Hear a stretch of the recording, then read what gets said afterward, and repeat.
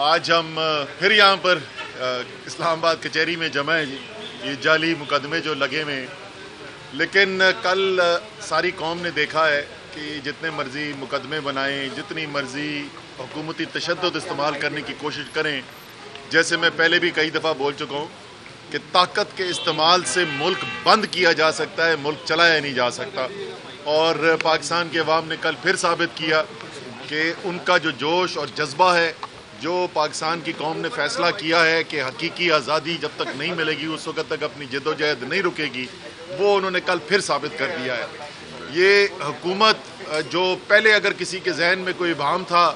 کہ یہ ساری سازش کس لیے تھی، تو وہ خرم دستگیر کی زبان سے انہوں نے اب حقیقت سن لی ہے، تو اب تو کسی کے پاس کوئی ابہام نہیں رہ گیا ہے۔ انہوں نے خود ہی صاف کہہ دیا ہے کہ جی یہ ساری تحریک عدم اعتماد کی سازش جو تھی، یہ اپنے انہوں نے کرپشن کیسز سے بچنے کے لیے کی۔ اور اس کے بعد دیکھ بھی لیا قوم نے کہ جس وقت قوم کی ریلیف کی ضرورت کی بات آتی ہے تو وہ کہتے ہیں جی ہمارے ہاتھ بندھے ہوئے ہیں اور IMF ہمارے سر کے اوپر سوار ہے اور عالمی منڈیوں کے اندر کیا کیا ہو گیا۔ لیکن وہی حکومت جو ہے وہ اپنے آپ کو ریلیف دینے کے لیے کس تیزی سے کام کر رہی ہے۔ نیب کا قانون بننے کے لیے جا رہا ہے جس کے اندر تمام PDM کے لیڈر جو ہیں ان کے چن کے کیسز جو ہیں وہ معاف کرائے جا رہے ہیں، اور اس ایک قانون کے ذریعے 1200 ارب روپے کا قوم کی لوٹی ہوئی دولت کے کیسز جو ہیں ان کو ختم کیا جا رہا ہے۔ یہ 1200 ارب روپے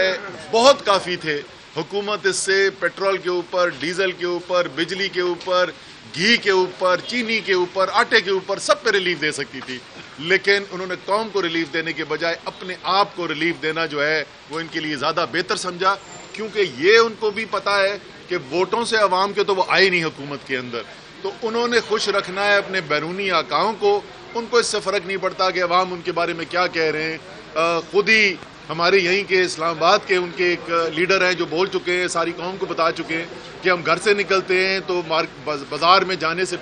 پڑتے ہیں، وہ ان کو پتہ ہے عوام میں ان کی کیا حیثیت رہ گئی ہے۔ لیکن انشاءاللہ تعالی یہ جو ایک تاریخی جدوجہد ہو رہی ہے عمران خان کی کپتانی کے اندر، پوری قوم جس طریقے سے نکلی ہوئی ہے، انشاءاللہ جلد پاکستان کو حقیقی آزادی ملے گی۔ بابر مان صاحب آپ کچھ۔ Thank you sir. دیکھیے آج اس اعتبار سے ایک عام دن ہے کہ پاکستان کی تاریخ میں کسی فوجی ڈکٹیٹر کے زمانے میں بھی کسی پولیٹیکل پارٹی کے خلاف اتنے مقدمات نہیں بنے، جو صرف اسلام آباد کے اندر مختلف تھانوں کے اندر 62 FIRوں کے اندر 2500 سے زیادہ معلوم اور نامعلوم لوگوں کو رکھا گیا۔ 62 FIRیں، ان میں ہم نے پہلے سپریم کورٹ آف پاکستان میں اپنا موقف پیش کیا تھا 25 کو، اس کے بعد ہم عدالت میں آئے۔ ہم رول آف لاء پہ یقین رکھتی ہے پاکستان تحریک انصاف، اور اسی لیے ہم نے عدالت سے ضمانت کا ریلیف لیا ہے۔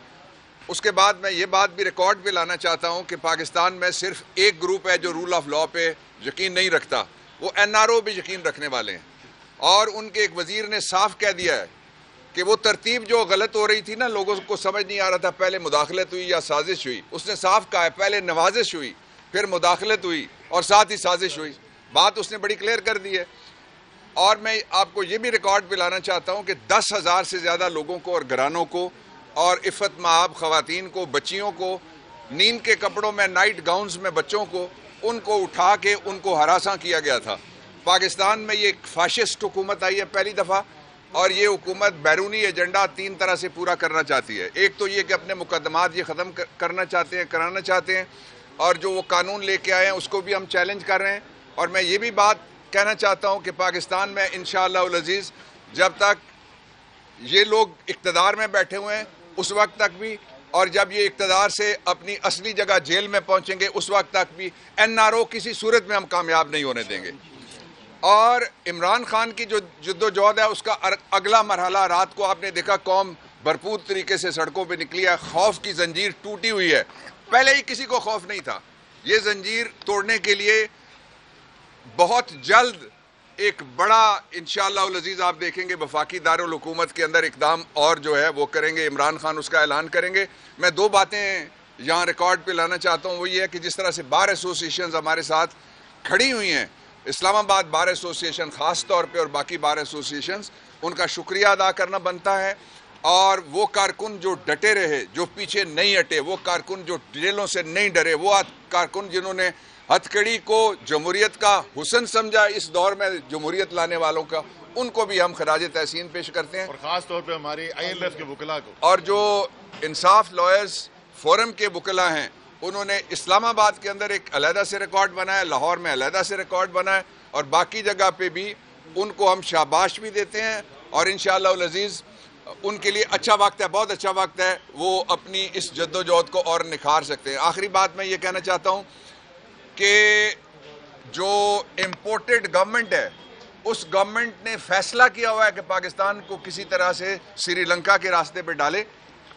اور اس فیصلے کے نتیجے میں آج پاکستان میں وہ مہنگائی ہے جو پاکستان کی 75 سالہ تاریخ میں پہلے کبھی نہیں ہوئی۔ اس کے خلاف ہماری جدوجہد پائے تکمیل کو پہنچنے والی ہے، انشاءاللہ العزیز حکومت گھر جائے گی، اس کا کوئی مستقبل نہیں ہے۔ یہ امپورٹڈ حکومت عوام کو ریلیف دینے نہیں، اپنے آپ کو ریلیف دینے اور عوام کو تکلیف دینے آئی ہے۔ یہ امپورٹڈ حکومت جتنے حربے استعمال کر لے، پاکستان کے شہریوں کا جذبہ اتنا بلند ہو رہا ہے۔ کل رات کو آپ نے مناظر دیکھے پورے ملک کے، اور بیرون ملک پاکستانی بھی نکلے ہیں، اور انشاءاللہ عمران خان صاحب کی قیادت میں ہم حقیقی آزادی حاصل کریں گے۔